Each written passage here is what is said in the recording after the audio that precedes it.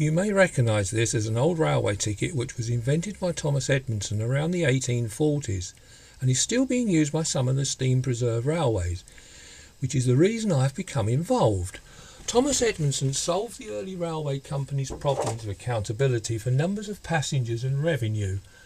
Being an old letterpress printer, the challenge to try to reproduce a replica of the original was too hard to resist.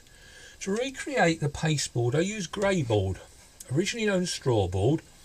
It is the board that's found on the rear of notepads.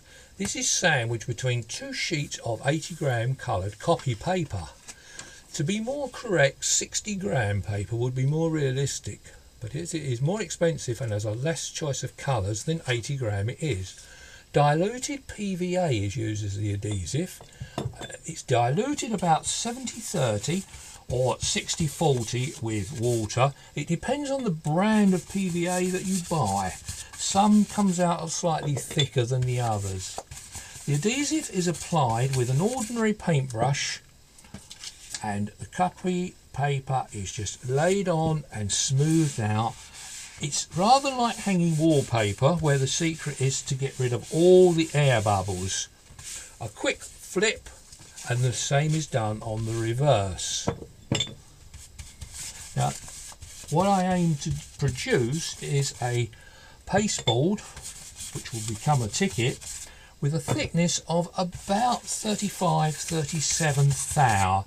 That's just over a 32nd of an inch thick, with a cut size of 2 1/4 by 1 3/16. Now, I normally work in batches of 22 A4 boards. From each board I get 24 tickets, and that gives me rather a nice convenient number to work to for stock levels. Now, when I've got the 22, I put them onto a stack, and as you can see, they start to wrinkle. It's not a problem. All we do is sandwich them between two pieces of wood, slip them into my homemade bookbinding press, put the top down and just tighten the nuts down, and I leave it for 2 or 3 weeks, when they will be flat, dry and ready for cutting.